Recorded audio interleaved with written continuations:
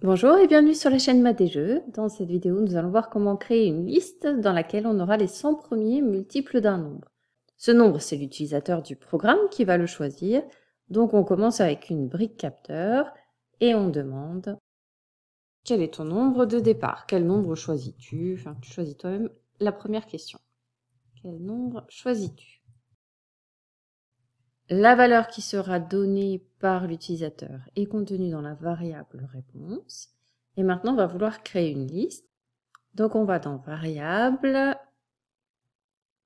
créer une liste, et cette liste, on va l'appeler liste des multiples, ou des 100 premiers multiples.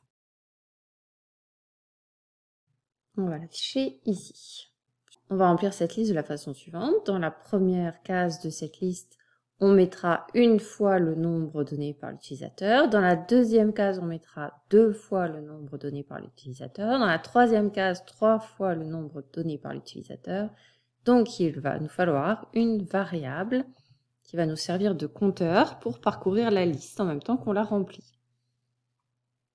Ce compteur, au début, on le met à 1, puisque le premier élément de la liste, c'est le numéro 1. Et on va répéter 100 fois.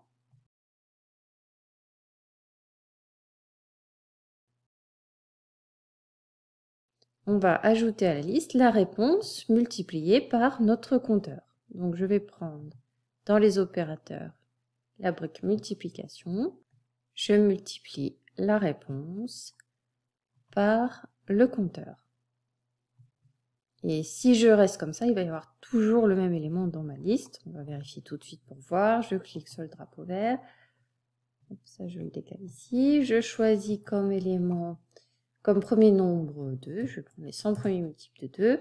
Évidemment, il y a toujours 2 puisque le compteur est toujours resté à 1. Pour que le compteur avance, il faut que j'ajoute 1 au compteur à chaque tour de boucle. Donc là, je ne vais pas tout à fait voir ce qui se passe si je recommence, parce que si je recommence, rien ne s'affiche parce que ma liste est déjà pleine. Donc je ne peux pas pouvoir réécrire par-dessus. Pour réécrire par-dessus, il faut que la liste soit vide au départ, au début du programme.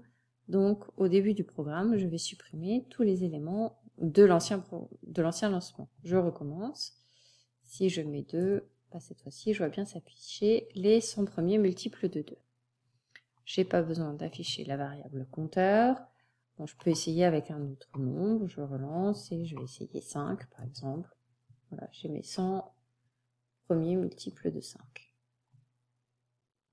C'est la fin de ce tuto. Merci de l'avoir suivi et à bientôt pour une prochaine vidéo.